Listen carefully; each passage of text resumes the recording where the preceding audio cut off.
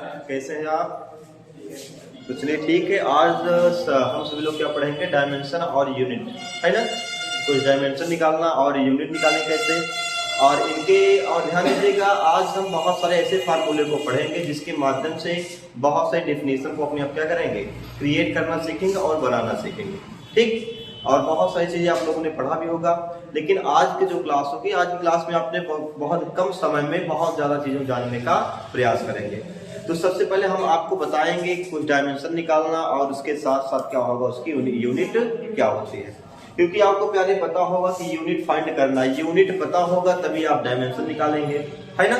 और तभी आपको या वेक्टर, मतलब ये कौन सी क्वांटिटी है, वेक्टर क्वांटिटी है या स्केलर क्वांटिटी है, और उसके पहले आपको उसका फार्मूला पता होना चाहिए। क्या होना चाहिए, पता होना चाहिए फार्मूला।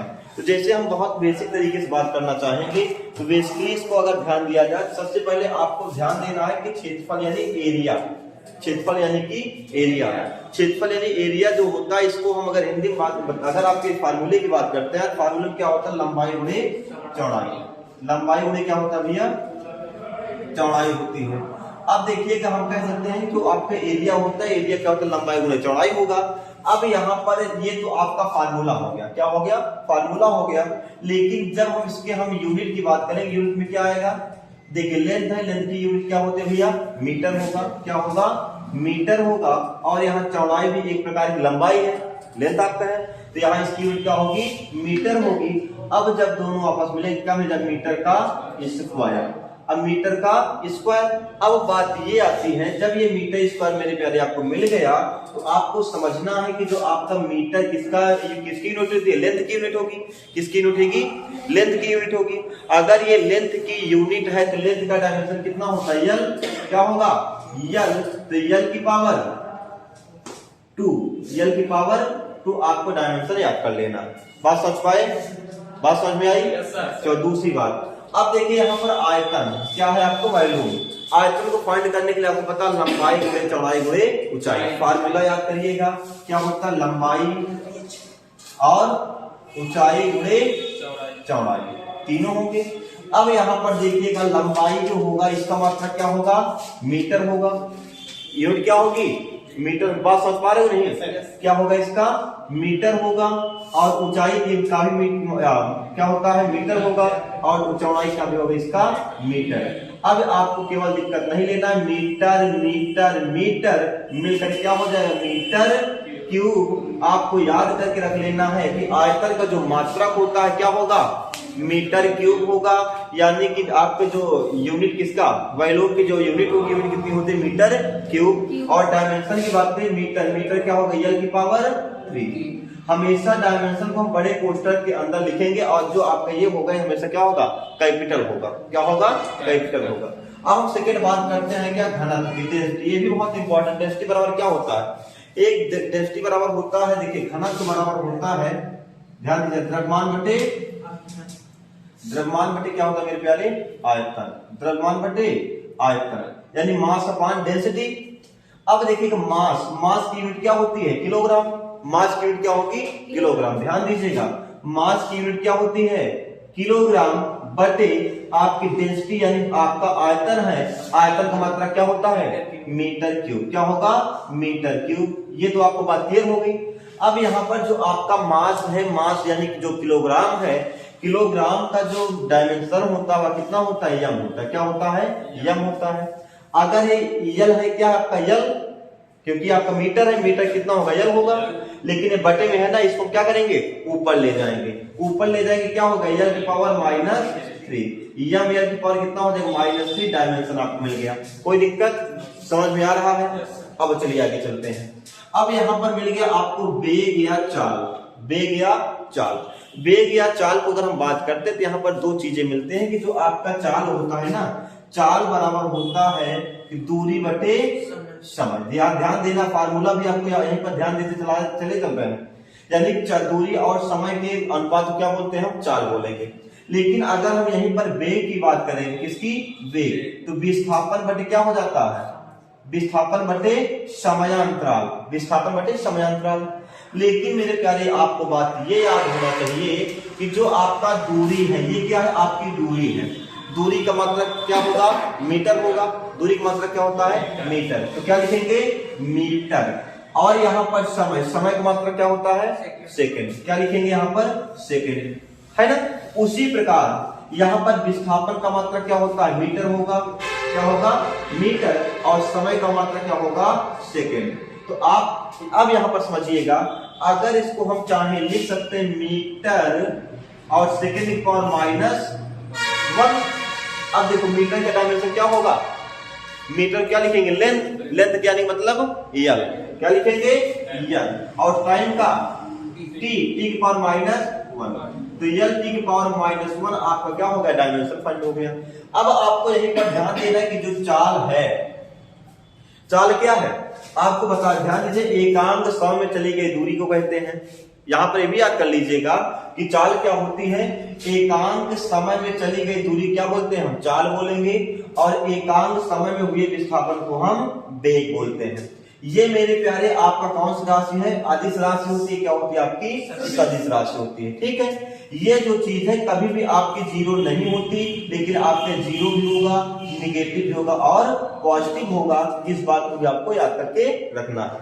अब आगे अगर हम बात करेंगे त्वरण, त्वरण भी बहुत अच्छी हेडिंग है। आपके यहाँ पूछा भी जाता है कि त्वरण क्या है।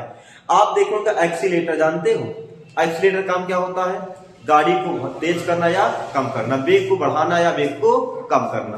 तो वही चीज आपका एक्सीलेटर यानी कि एक्सेलरेशन बना हुआ। एक्सेलरेशन इसका मतलब ये होता है कि एकांक वेग परिवर्तन की दर, इसको भी याद करना हो तो याद कर लीजिएगा।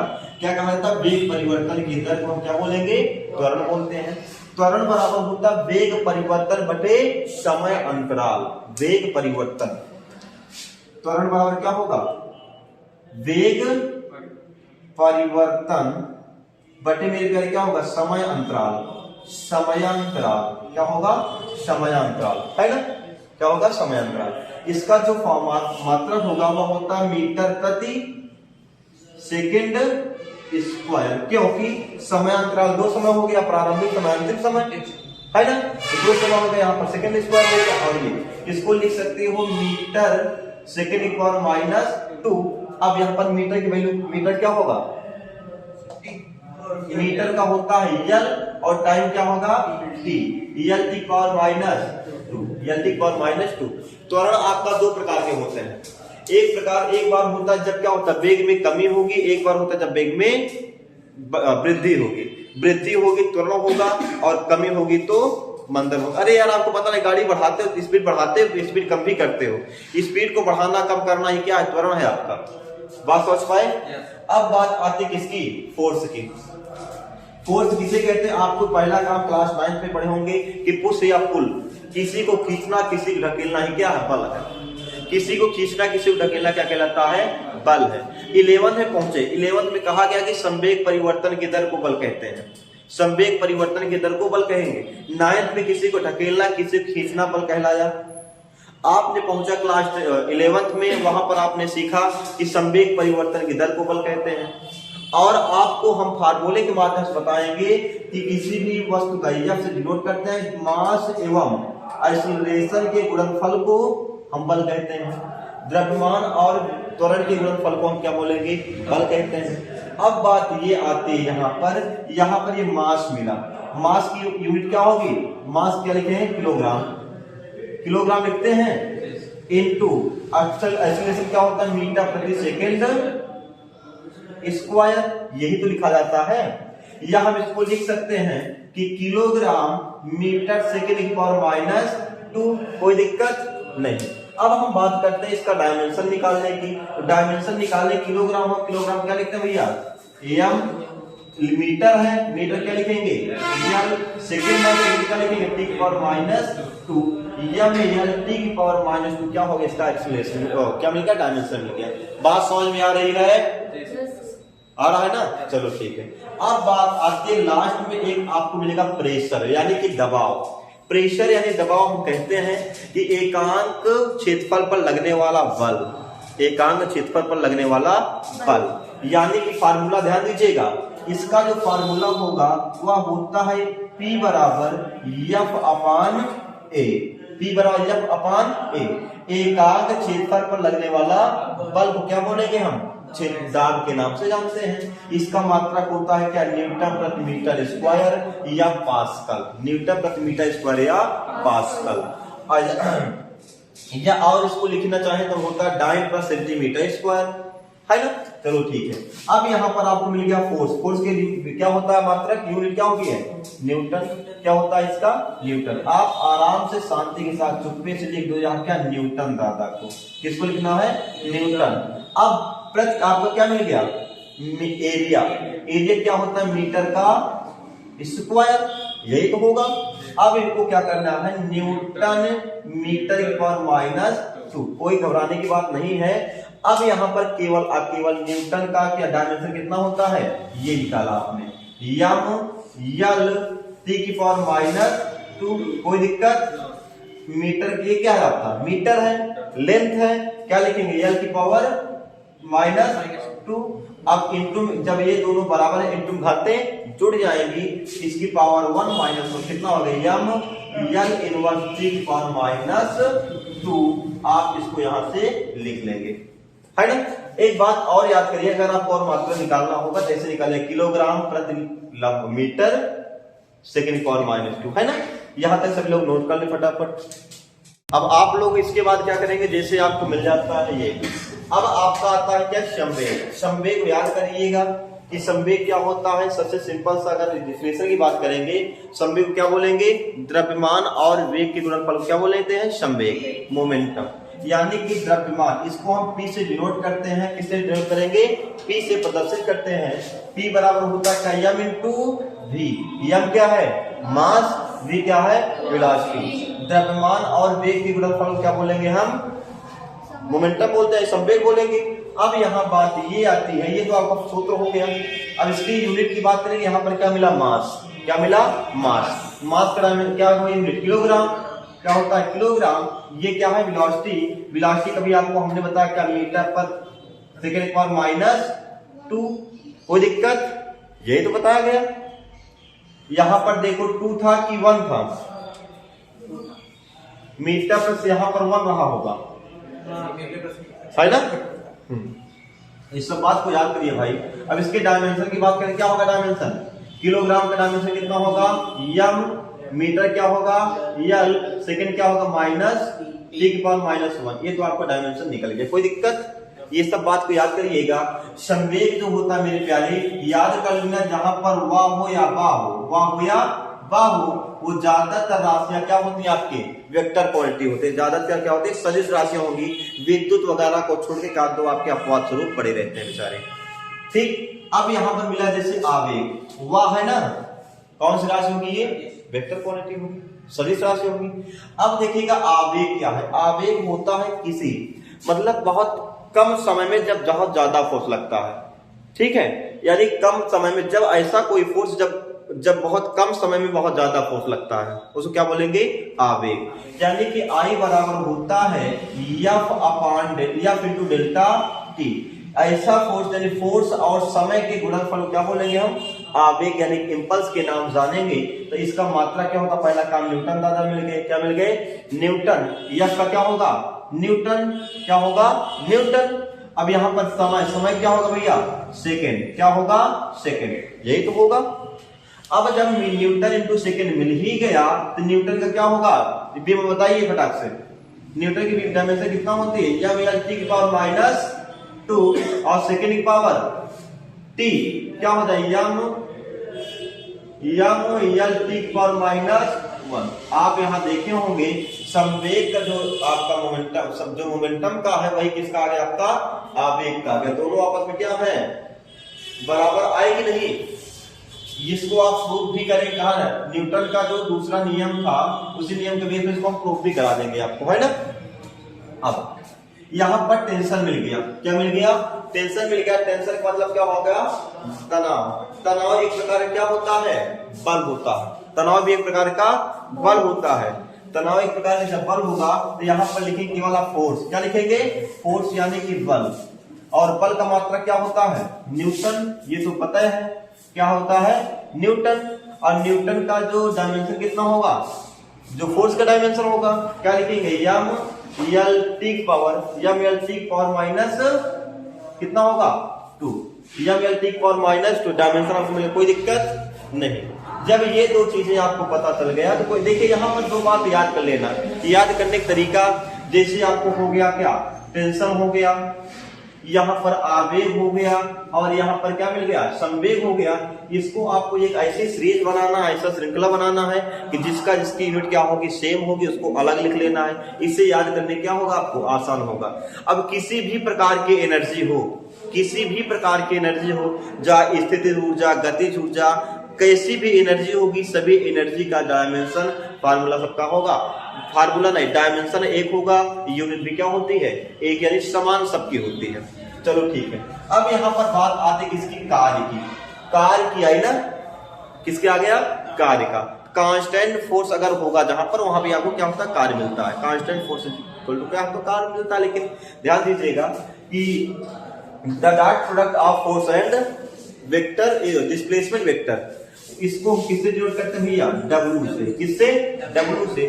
W बराबर क्या होता है, F इंटू डी, यानी कि बल और विस्थापन के गुणनफल क्या बोलेंगे हम, कार्य बोलते हैं। क्या बोलते हैं, कार्य बोलेंगे।